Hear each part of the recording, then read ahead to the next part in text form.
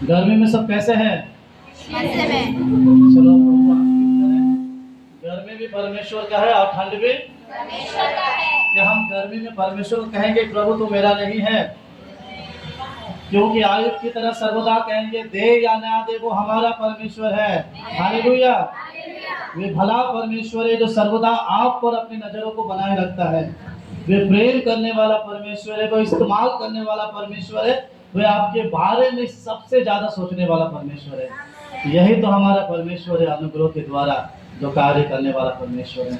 वे आपकी सोच से बढ़कर करने वाला परमेश्वर है। प्रभु भी अपने लोगों को कभी नहीं छोड़ता है, वह दया करता है, करुणा करता है। परमेश्वर को धन्यवाद देता हूँ कि एक सुंदर सा पंखा के लिए, क्योंकि बहुत मुश्किल होता था, हम यहाँ पर प्रचार नहीं कर पाते हैं, बहुत प्रॉब्लम होता था ज़्यादा देर तक खड़े होने के लिए। प्रभु को फिर भी धन्यवाद कि उस भाई को ये ब्लेसिंग करें जो प्रभु की सेवा के लिए दिया है। हम वचन शुरू करने से पहले कुछ बातों को आज हम सुनेंगे, ठीक है। सबसे बड़ी बात है कि परमेश्वर को प्रसन्न करने के लिए कौन सा साधन है? की आज्ञाओं को मानना। वचन पढ़ते हैं तो ठीक से बोलिएगा। परमेश्वर को प्रसन्न करने के लिए क्या चाहिए? फिर से पूछ रहा हूं, परमेश्वर को प्रसन्न करने के लिए क्या चाहिए? पीछे के पहले लोग बताए, उसके बाद आगे बताए क्या चाहिए? आज्ञा के अनुसार चलना। सामने वाला प्रार्थना। इब्रानियों में क्या लिखा है? बिना विश्वास के द्वारा उन्हें प्रसन्न करना क्या है? अनहोना है। हमारे पास जब प्रभु के सम्मुख में आने के लिए यदि विश्वास नहीं है तो हम प्रभु के पास कभी नहीं बैठ पाएंगे। यदि हम विश्वास करते हैं तो वे करेगा तो हमारे लिए वैसे ही होगा। बाइबल कहता है कि यीशु मसीह जब पब्लिक मिनिस्ट्री करना शुरू किया, जब भीड़ में जाकर प्रचार करना शुरू किया, वहां पर एक स्त्री थी जो 12 वर्ष से बहरा हुआ बीमार से पीड़ित थी। उसके मन में एक विश्वास लेकर यीशु मसीह को छुआ, और बाइबल कहता है कि जब उसने छुआ तो यीशु को महसूस हुआ कि किसी ने मुझे छुआ। तो यीशु ने अपने चेलों को कहा कि कोई मुझे छुआ है। तो चेलों ने कहा कि प्रभु भीड़ तुझ पर गिर पड़ रही है। यीशु ने कहा कि ये ऐसा वैसा टच नहीं है, ये ऐसा वैसा छुआ नहीं है, किसी ने मुझे गंभीर विश्वास से छुआ। तो यीशु ने कहा कि कौन है जो अपने भरपूर विश्वास से छुआ? बाइबल कहता है कि वे स्त्री अपने आप को छुपा नहीं पाई, वो प्रेजेंट हुआ कि प्रभु वे मैं हूं। तो परमेश्वर ने, यीशु ने उसे एक बात कहा, क्या क्या पता? वहां पर एक सुंदर वर्ड लिखा है, उससे पहले ऊपर लिखा है पुत्री। क्या लिखा है?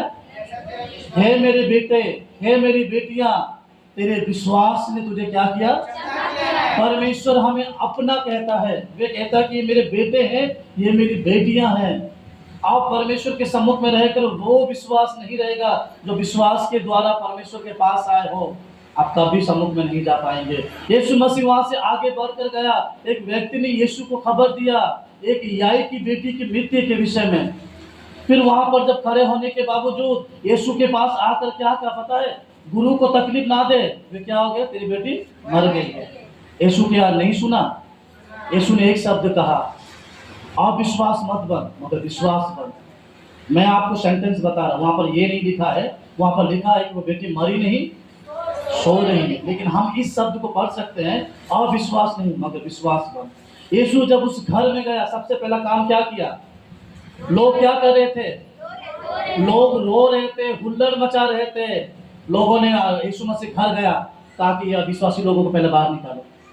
जितने जो लोग रो रहे थे, चिल्ला रहे थे, कहा, यीशु ने कहा कि निकालो, इनका अविश्वास है कि वे खाली रोते ही है। आज बहुत सारे लोग यीशु पर विश्वास कर कर, चमत्कार देकर, जीवन में काम होने के बावजूद भी रोते ही है। कहते हैं कि ये काम नहीं होगा, वो काम नहीं होगा, प्रभु मेरा कुछ नहीं करेगा। प्रभु हर एक चीज को पसंद करता है, लेकिन अविश्वासी व्यक्तियों को कभी पसंद नहीं करता। यीशु उस मृत व्यक्ति के घर में जाकर यीशु ने सबसे पहले उस व्यक्तियों को निकाला जो अविश्वास में रो रहे थे।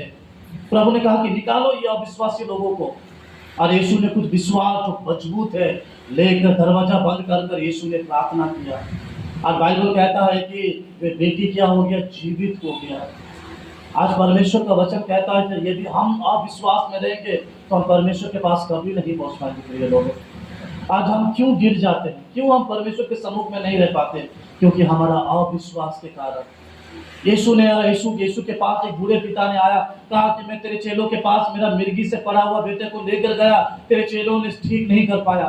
यीशु ने कहा कि लेकर आओ मेरे पास। यीशु ने प्रार्थना किया, वे व्यक्ति उसी समय चंगा हो गया। तो यीशु के चेलों ने भीड़ खाली होने के बाद उससे कहा कि प्रभु हम क्यों नहीं कर पाए? सेम प्रार्थना तू भी किया, मैंने भी किया। यीशु ने कहा कि तुम्हारा अविश्वास के कारण। क्या आज हमारे मध्य में विश्वास है कि अविश्वास है? कि आज हमारे घर में समस्या पड़ने से हम उसी तरह रोते हैं जैसे वे याई की बेटी के मरते समय रो रहा था? हम कैसे जीवन को जीते हैं?